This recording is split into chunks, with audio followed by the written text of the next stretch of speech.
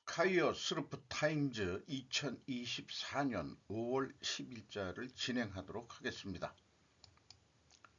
구독, 좋아요 부탁드리고 필요하시면 1.5 배속을 보시기 바랍니다.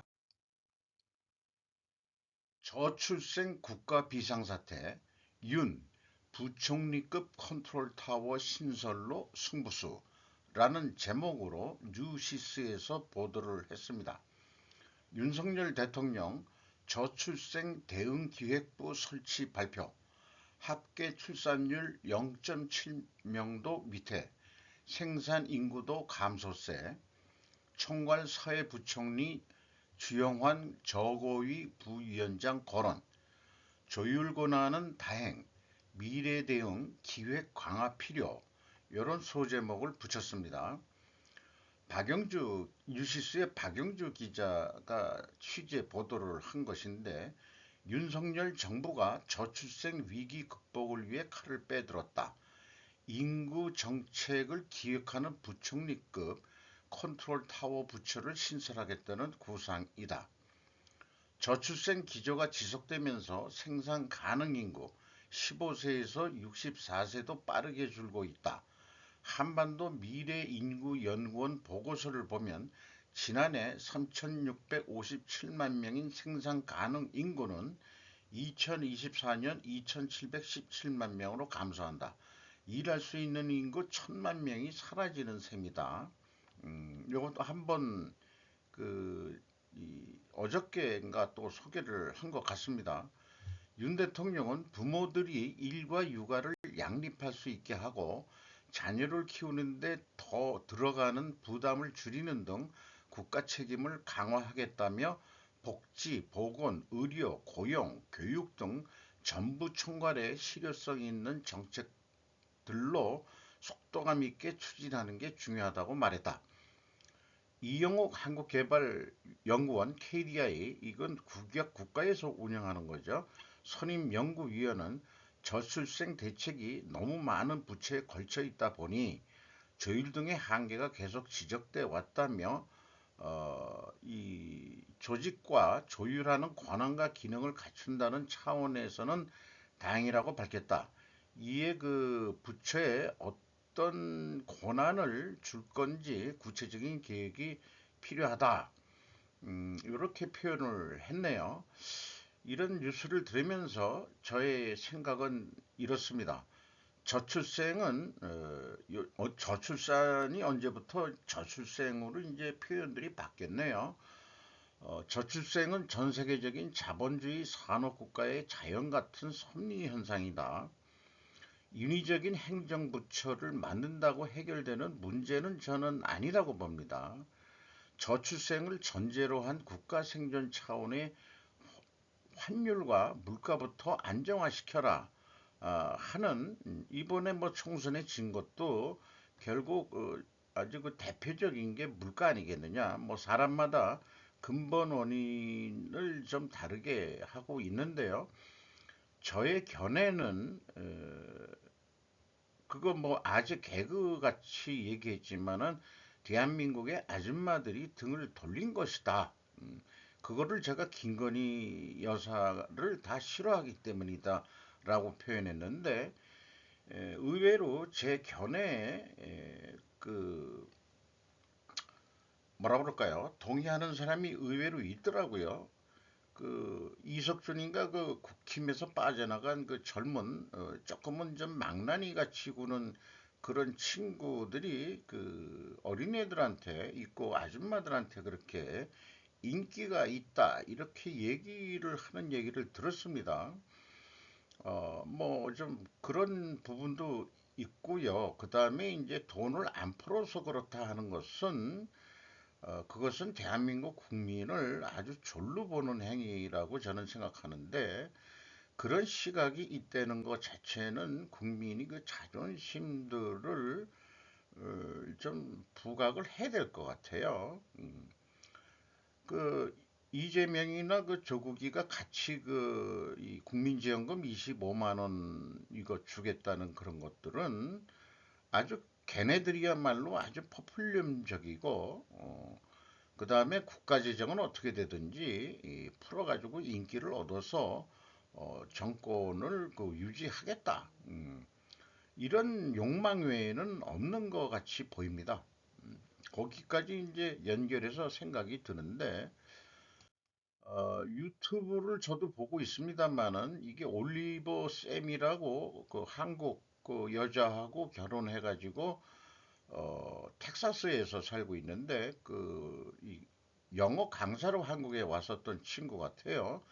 근데 이제 이 여자분은 울산 출신인 것 같고 그렇습니다만은 이 첫애기가 아주 커가는 모습을 가끔 보면은 아주 귀엽고 한국말도 하고 미국말도 동시에 하는 엄마가 모국어가 엄마가 이 한국 사람이면은 한국말을 자연스럽게 미국에서도 배울 수 있다고 생각합니다. 그러니까 가정에서는 영어를 쓰고 또 이 친가 쪽 이 올리버 쌤의 에, 아버지하고 그 부인하고 어머니하고 이렇게 같이 하면서 이제 영어를 알아듣고 이렇게 되는데 둘째를 낳았어요. 이 친구가 수입이 어떻게 되는지 모르지만은 현재 한국 여자는 전업주부거든요.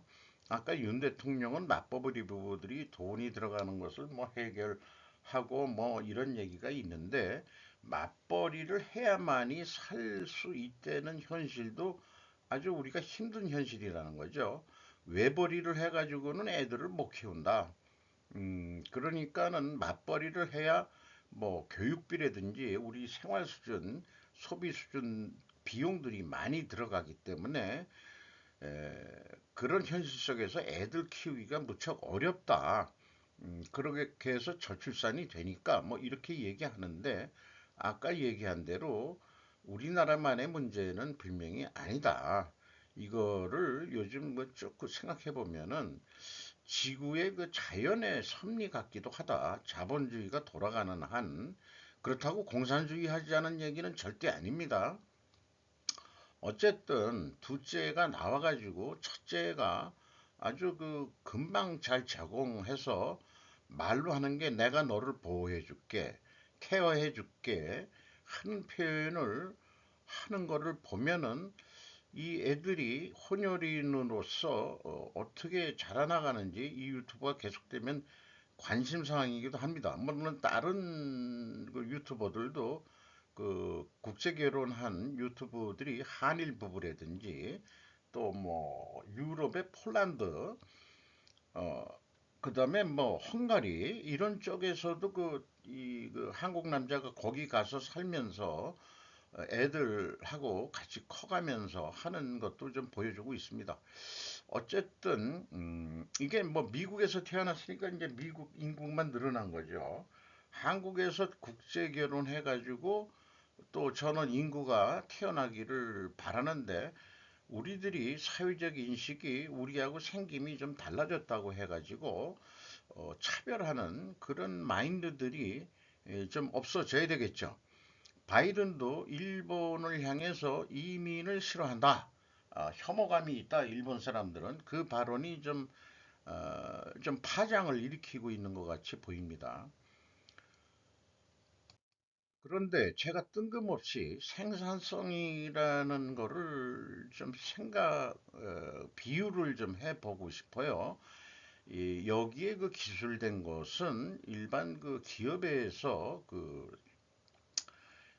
생산성, 이 노무 생산성, 어저께도 이런 류로 해가지고, 저야 이 TOC라고 제약이론의 생산성에 이제 메모리 아니고 포커스된 사고방식을 가지고 있으니까, 이 인구가 고정적으로 들어가는 국가적으로 보면은 고정적으로 들어가는 비용인데 인구가 감소하면은 어쨌든 생활비가 국가 전체적으로 보면은 작게 들어 고정비 성격으로 그것도 인플레에 인해서 교육비 올라가고 뭐 그런 건 있겠지만은 인구수가 준다 그러면은 고정비용이 준다는 얘기예요. 그러면은 국가가 그러면은 뭐 소멸한다 망한다 그러지만은 국가가 계속 국익을 그 수익을 창출하는 그런 산업 구조를 유지한다면은 그 결국 그 얘기는 그 성장, 안정을 기반으로 한 성장에 우리가 초점을 둔다 그러면은 그 지금 우리가 오퍼레이팅 여기 익스펜즈 슬픈 나누기 오퍼레이팅 익스펜즈가 국가가 나가야 될 그 TO의 생산성이라고 한다면은 이 스루풋을 어떻게 올릴 거냐? 자동화, 그 다음에 이제 또 저게 있겠죠. 그 고부가가치 수출, 우리는 수출로 해서 먹고 살아야 되니까 그런 부분으로 정책들을 끌고 나가야 된다. 음, 전 그것도 어려운 얘기겠죠. 그러면서 지금 오퍼레이팅 익스페인즈만 매몰돼 있는 거예요. 어, 그 운영 비용을 더 늘려야 된다. 이런 얘기 그죠? 저출산 대책해서 인구를 늘린다는 얘기는 인구가 늘어나는 게 스루풋이 늘어나는 게 저는 아니라고 봅니다. 그런 사고의 전환이 필요하다. 그래서 그 비용 감소 뭐 이런 것들은 에, 뭐 단위 비용이라고 그랬는데 한 사람을 키우는데 들어가는 비용이 뭐 절감한다 이런 거는 안 되고 날이 갈수록 그 저출생이 되면서 그 더 좀 비싼 교육을 가르치고 싶고 하고 등등 하니까 비용은 올라갈 수도 있지만은 인구 자체가 내려간다 그러면은 전체적으로 볼 때는 운영 비용은 내려간다.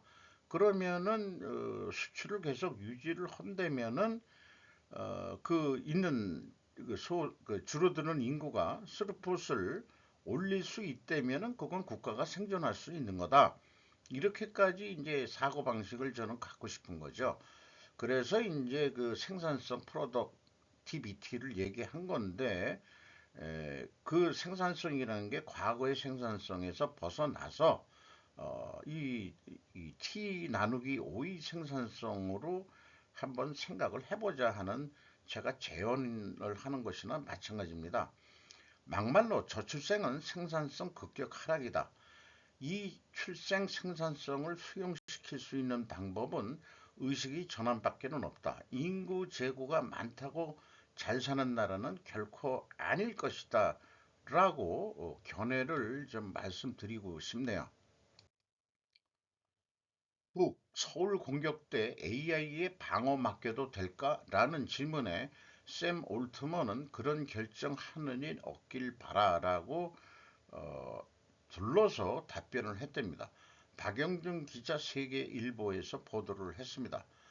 회색지대 복잡하다, 따질 질문이 많다. 그런 질문의 AI의 해결책 알고리즘을 넣으려고 한다면은 여러 가지 변수가 입력이 돼야 된다 하는 표현을 하고 있습니다. 그리고 핵무기 발사 결정권에 대해서는 AI의 주장은 들어본 적이 없다. 그런 것은 인간이 결정해야 될 일이지 우리가 미래 영화 그 터미네이터라든지 또 뭐 그 다른 것도 있어요. 그런 영화가 이미 나왔었는데 그 AI한테 어떤 버튼을 누르는 권한을 줘서는 안 된다 하는 거를 이미 전제를 하고 있는 답변 같습니다. 올트먼은 워싱턴 싱크탱크 브루킹 연구소 이 브루킹 연구소 레터를 저는 신청해서 가끔 보고 있습니다만은 요즘 뭐 제대로 제가 못 봤네요. AI 시대의 지정학적 변화를 주제로 개최한 화상 대담에서 다소 엉뚱한 질문을 받았다. 요게 이제 한반도의 문제인데 인간이 빠르게 대응할 수 없기 때문에 AI가 미사일 등의 발사를 결정하는 방어용 로봇 군단을 사용하는 경우를 상상해 볼 수 있다면서 그 예로 대한민국 서울에서 북한의 폭격과 미사일 포격에 직면한 헬리콥터를 예를 들어보자고 운을 뗐다. 올트먼은 이런 내용은 자신이 전문 분야가 아니라며 오픈 AI에서 이런 결정을 하지 않아도 되길 바란다고 덧붙였다. 올트먼은 지정학적 경쟁이 AI 산업에 미치는 영향에 대한 질문에는 죄송합니다. 우리는 매우 분명히 미국과 우리 동맹의 편이라고 답했다. 올트먼은이요, 인도주의적인 면도 있는데 우리는 이 기술이 인류 전체의 득이 되기를 원하지 우리가 동의하지 않는 지도부가 있는 특정 국가에 살게 된 사람들에게 득이 되는 것을 원치 않는다. 한마디로 독재 국가에서 운영되는 것은 원치 않는다라고 답변을 했습니다. 이런 뉴스를 접하면서 로봇 3원칙과 인공지능 3원칙에 대해서 자료를 가지고 있던 자료를 좀 소개를 해보면은 여기에 로봇 3원칙이라고 있는데 원칙 제로는 1985년 SF 로봇과 제국에서 제시된 거고 이것은 그 아이작 아시모프가 주장한 로봇 산 원칙이죠. 제로는 로봇은 인류에게 해를 입히거나 행동을 하지 않음으로써 인류에게 해가 가지 않도록 해야 한다. 첫 번째 원칙은 로봇은 인간에게 위해를 가하거나 행동을 하지 않음으로써 인간에게 해가 되지 않도록 해야 한다. 두 번째는 로봇은 원칙 1에 위배되지 않는 한 인간의 명령에 복종해야 한다. 세 번째 원칙은 로봇은 원칙 1과 2에 위배되지 않는 한 자신의 존재를 보호해야 한다. 그러니까 이 원칙 1, 2, 3을 풀기 전에 전체적으로는 여기에서 위에선 인류라고 표현을 했고 휴머니티 그리고 이제 원칙 1에서는 그 인간 어떤 그 개별 그 휴먼 빙이라고 표현이 되어 있는데 이것은 이제 이거는 인류 전체적인 측면에서 보는 거고 로봇이 상대하는 것이 이제 개별 인간들이라고 보면은 그래서 인간에게라고 그 개성 있는 인격체로서 이렇게 표현을 한 것 같습니다. 그런데 미국의 또 알렌 인공지능 연구소의 CEO 오렌 H 온이라는 워싱턴대 컴퓨터 과학 교수는 2017년 9월 뉴욕타임즈 칼럼에서 인공지능과 관련해 로봇 3원칙을 다음과 같이 갱신할 것을 제안했다. 요게 이제 인공지능 쪽으로 얘기해서 AI 시스템은 운영자에게 적용되는 모든 범위의 법률을 준수해야 한다. 첫 번째가. 두 번째가 AI의 시스템은 인간이 아니라는 것을 명확하게 공개해야 한다. 요즘에 뭐 그렇죠. 이 가상인간 뭐 이런 거 나와가지고 헷갈리게 만드는데 세 번째 AI 시스템은 기밀 정보 출처의 명시적 승인 없이 그 정보를 보유하거나 공개할 수 없다. 아주 그 요즘에 그런 거죠. 저도 출처를 상당히 밝히고 있는데 그게 또 의무사항이라고 보고요. 지적재산권 등이나 이런 거로 해서 가끔 빼먹는 경우도 있습니다만은 저간 이런 것들이 그렇긴 하지만은 이런 규제들이 그 AI 비즈니스에 위협을 가해서는 또 안 된다는 견해도 제시했다는 거죠. AI로 가긴 가는데 이런 원칙을 정해가지고 너무 억제하는 그런 것들은 또 좀 하지 않았으면 한다 하는 의견도 제시했다는 거예요. 라인 야스, 라인 야후 뉴스, 이미 지금 진행이 되고 있고 보도가 된 사항입니다만은 진행 사항들이 취재가 돼서 보도가 되고 있네요. 라인 야후 모회사 자본 변경 강력히 요청했다. 네이버 출신 신중호 이사는 이번에 이사회에 제외됐다. 이대자와 CEO 네이버 소프트뱅크 자본관계 협상 중 대전제는 소뱅이 최대 주주.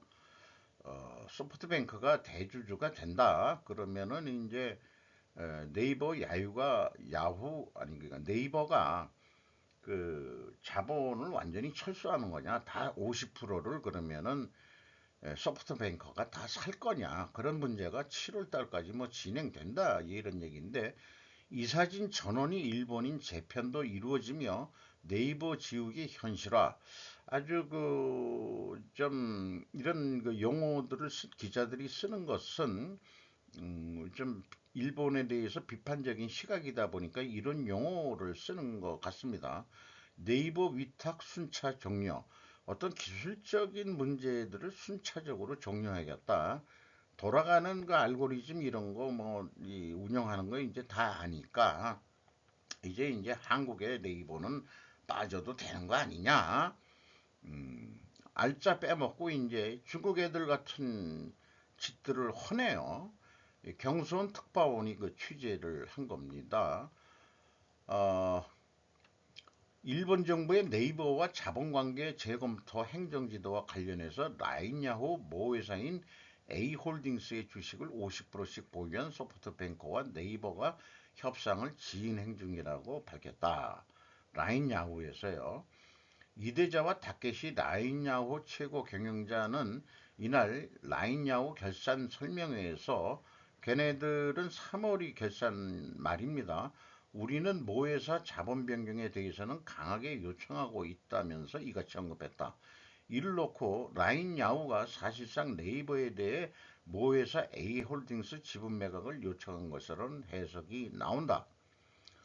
일본 총무성은 지난 3월과 4월 두 차례에 걸쳐서 개인정보 유출에 대한 문제를 걸고서 행정지도라는 이름으로 경영체제 개선이다. 이렇게 했지만 구체적으로는 네이버 나가라는 얘기죠. 정보 유출의 문제에 대해 진심으로 사과드린다며 야후는 지들이 운영해 놓고 우선은 네이버에 대한 위탁 업무 종료를 순차적으로 추진할 것이라고 말했다. 그는 네이버와의 기술적 협력 관계에서 독립을 추진할 것이라고 표현했다. 자기네들도 기술이 이제 축적했다는 얘기죠. 기존 7명으로 구성된 이사회에서 신 CPO는 유일한 한국인이었는데 이번에 제거가 됐다는 얘기예요. 요런 얘기입니다. 그러니까 이제 일본인으로 다 채워지면서 네이버 지우기를 현실화하고 있다. 요런 뉴스를 하면서 느낌이 우리가 반일 감정을 일으키는 국내 세력들이 있죠. 민주당은 단일 감정을 부추기는 아주 좋은 호재에 대해서는 왜 이리도 조용한지 그 지금 들고 일어나야 되는데 민주당 애들이라면은 얘네들이 AI가 아니고 그 전산에 이거를 잘 이용하는 애들일 텐데 민주당 애들이 의외로 요거까지 그 상관관계로 한번 생각해 보면은 민주당은 딴 데 뜻이 있고 이런 거는 뭐 흥칫뻥이라고 그러네 젊은 애들 아무것도 아니야. 지금 그거 가지고 일본을 공격할 호재도 아니고 이렇게 생각하고 있는 것 같습니다.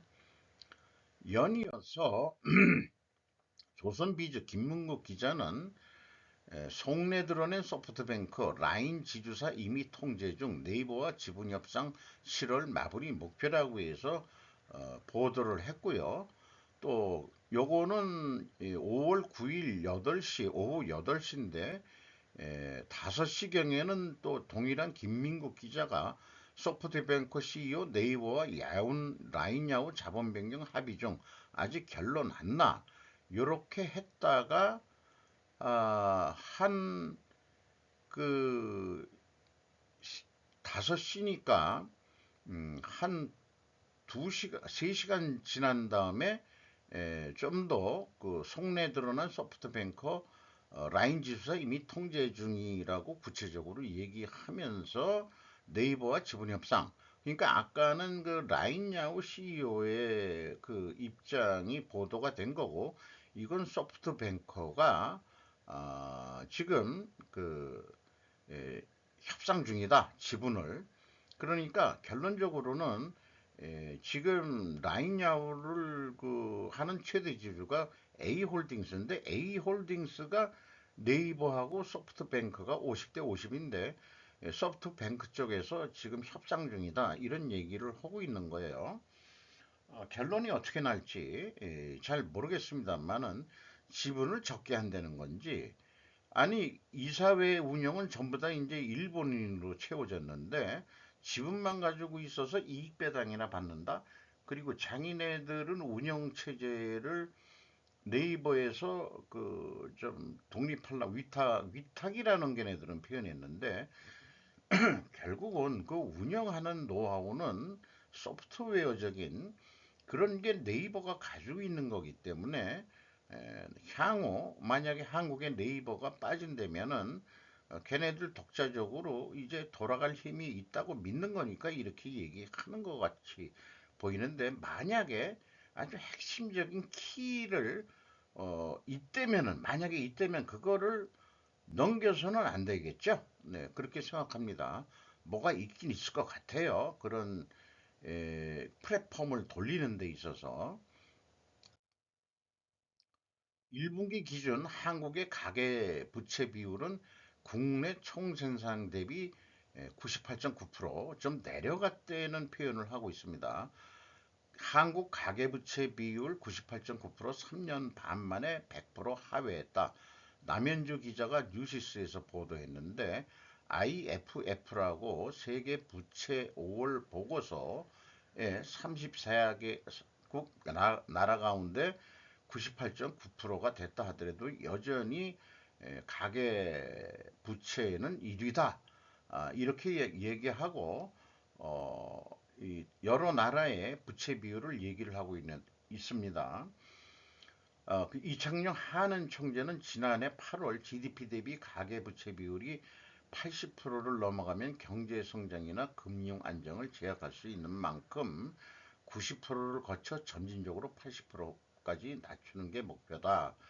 그러니까 대출을 억제하라라고 얘기했음에도 불구하고 정치권에서는 표를 얻으려고 그때그때마다 뭐 새로운 이름으로 여기에서는 포스트 홈런 주택담보대출 뭐 이렇게 해가지고 또 장사를 또 하게 만든다 이게요. 또 젊은 청년들한테 무슨 청년론인가 새 희망 뭐 보금자리론 뭐 이름을 여러 가지를 붙여가지고 또 대출 장사를 해요. 그 대출 장사 해보면은 시중은행이 뭐 제2금융권도 있긴 있습니다만은 어, 외국 자본 돈 벌게 해주는 거나 마찬가지 아니냐. 그러니까 하는 총재는 대출을 억제해야 된다. 그리고 금리가 지금 높은 상태에서는 돈 벌어서 이자가 나가니까 경제가 제대로 그 소비도 안 되니까 은행만 살찌우게 하고 국내 그런 소비하는데 써야 경제가 돌아가는데 그러니까 경제가 안 좋아지는 것도 이런 문제가 있는 거다. 여러 가지 인과관계가 얽혀져서 이제 나오는 거겠죠. 그럼에도 불구하고 IFF는 우리나라와 함께 태국, 브라질을 거론하며 총 부채 규모가 유의미하게 감소했다고 풀이했다. 그러니까 안 되겠다. 이제 이자 원금도 좀 빨리 갚아서 이자가 부담이 너무 많아서 이제 돈 벌기도 힘들고 빨리 좀 줄여야지. 바로 그냥 어저께예요. 어저께 하고 그 동창들하고 얘기하면서 나 아직도 그 부채 갚아 나가고 있어. 그 해가지고 지금 원금 남은 얘기를 했더니 웃으면서 그게 빚이냐? 내 입장에선 그것도 지금 남아있는 게 큰 부담이야. 그랬더니 이제 그 IMF 때 이제 그 부도를 맞은 그 사업하는 친구가 아유, 너는 행복한 고민을 하고 있네. 그거 뭐 내가 그 옛날 당한 거 그 부도 나가지고 부채 뭐 이런 거 해결하고 뭐 하냐고 아주 그냥 죽을 똥을 쌌다. 그런 얘기하면서 다시 일어나는데 얼마나 힘들었는지 아냐. 뭐 하면서 그날도 뭐 전화로 계속 사업 얘기를 하고 그 잠깐 친구들한테 미안하다고 하면서 밖에 나가서 전화하고 오고 그런 경험을 하게 됩니다만은 자관 금리를 인하해서는 가계부채 비율을 내릴 수가 없을 것이다. 이자 부담이 적대면은 그 대출을 그냥 계속 가져가겠죠. 고금리를 유지하되 미국 금리 추이를 따라갈 수밖에 없는 한국의 현실이 뭐가 있을 거다 이게요. 일본은 미국이 5.5%인데 일본은 이제 제로 금리 벗어났다고 그게 금리 인상이라고 해가지고 인프라가 되느니 어쩌고저쩌고 해서 난리 부르스들을 치고 있죠. 일본도 우리나라처럼 한 3.5% 되면 아주 그냥 난리 날 겁니다. 지금 월급으로는 뭐 도저히 이거 감당할 수 없는 그런 사태가 벌어지겠죠.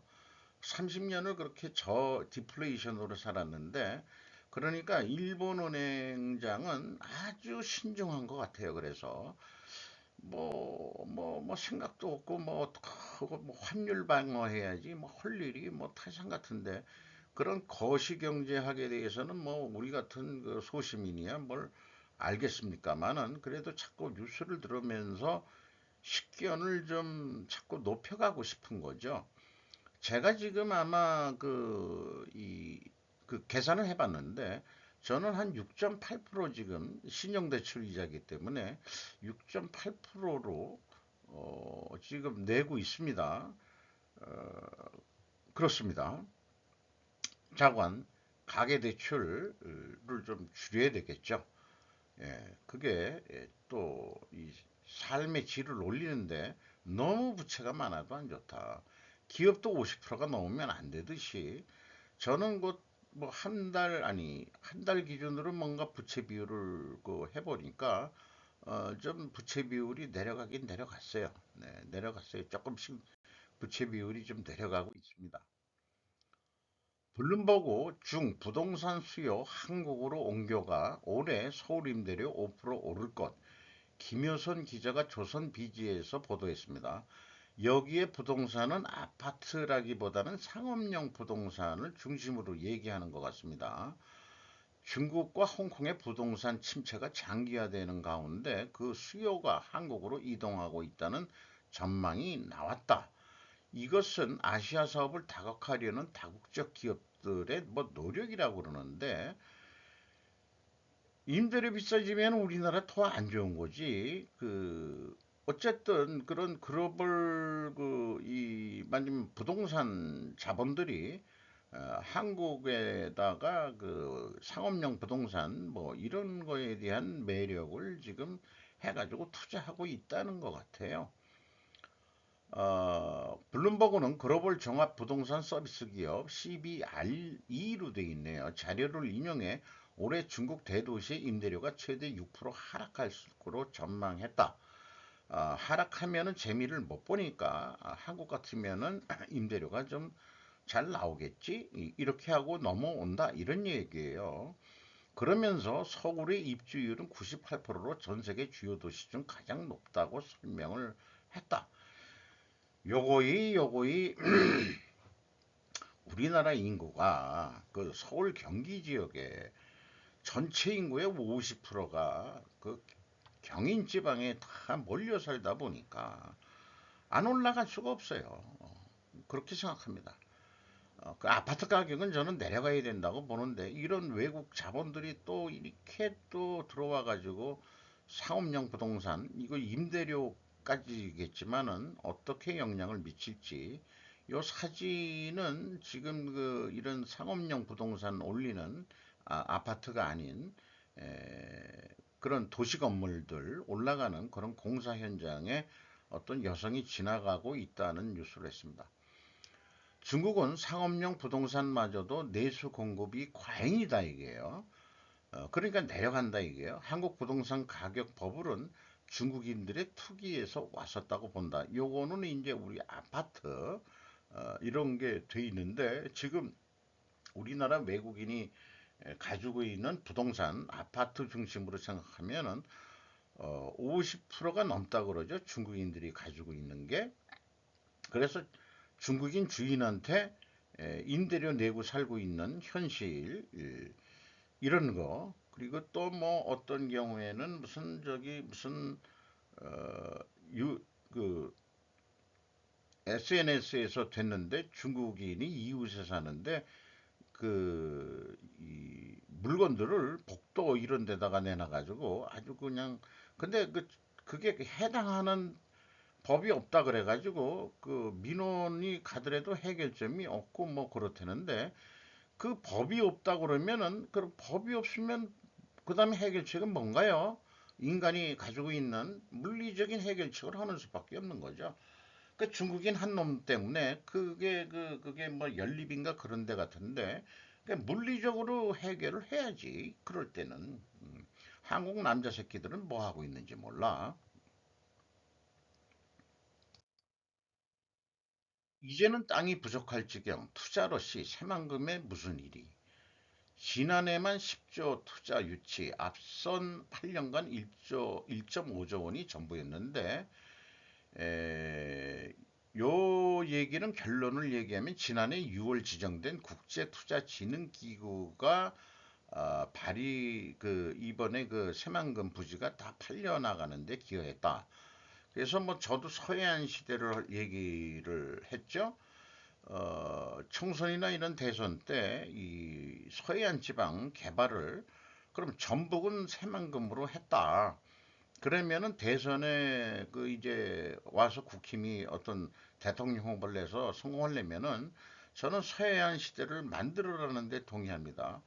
이 경부선을 따른 경제개발 루트는 충분히 됐으니까 이제 호남 그 광주서부터 저는 이제 완도서부터 얘기를 하고 있는데 우리나라의 그 해조 산업, 뭐 요즘 또 유행이라며 그런 등등이 저쪽 그 거기 그 여순과 거기에 그 광양제철도 있고 그렇긴 합니다. 자관 서해안 시대를 좀 개발을 해서 우리가 동서화합을 좀 해야 되지 않겠냐.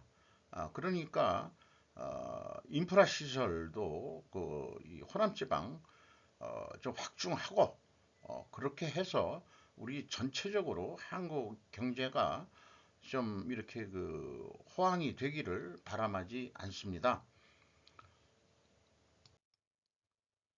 선전선동으로 김씨왕조 건설에 힘썼던 북한 관리 94세 사망이라고 요 이름이 여기 김기남 씨로 되어 있네요. 94세. 요게 그 한국의 무슨 저 김대중 대통령 때인가 뭔가 김대중 대통령 그 조문차 한국에 들려서 문재인 정권 때 언제인지 모르지만 김대중 대통령 그 사망했을 때 조문객으로 또 왔었다고 그러죠. 연합통신이 보도를 한 내용입니다.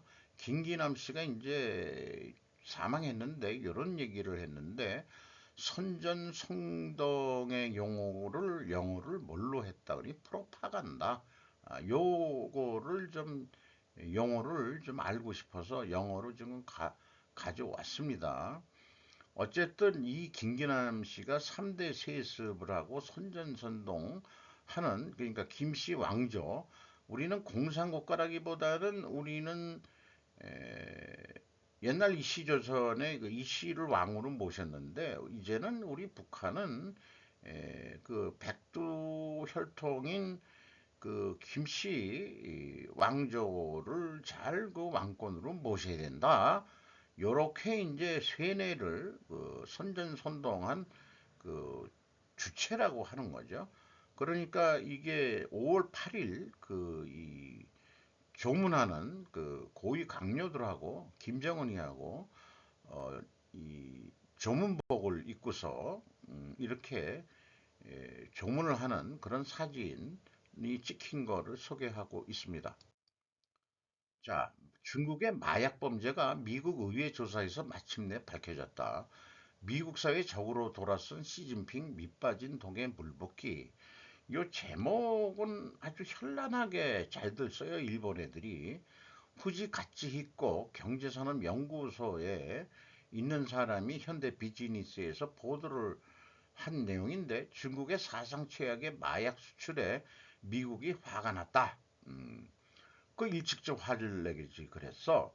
지금 한 펜타닐이 싸대요. 근데 아주 그 효과는 해서 학생애들까지 해가지고 7만 명 이상이 사망했고 좀비가 됐다고 그렇게 돼 있는데 중국은 자기네들 현재 경제에 맞수가 없다 이렇게 표현했는데 이 도깨비 방망이였던 토지 사용권 매각 수입이 줄었는데도 이를 대체할 재원에 대한 논의는 진척되지 않고 있다. 거기에다가 급속히 진행되는 저출산 고령화라는 심각한 문제도 안고 있는 중국 경제를 살리기 위해서는 근본적인 구조개혁을 단행할 것이 필수적이지만 시진핑 지도부가 그럴 각오가 있어 보이지는 않는다라고 얘기를 하고 있고, 어쨌든 지금 뭐 시진핑의 행보라든가 이런 것들은 국민들이야 어떻게 되든지 자기네들은 과잉 생산을 하고 그다음에 새로운 무역 루트 해가지고 그렇게 뭐 하겠다는 쪽으로만 있는 거로 얘기를 하고 있죠. 그 중국이 벌이는 21세기판 아편 전쟁이라고 청식 토식이라는 의미가 제가 뭔지 잘 모르겠어요. 일본 용어인데 그래서 중국 경제에 가 매달릴 수 있는 거 뭐 이런 거는 해외 시장뿐이 없다.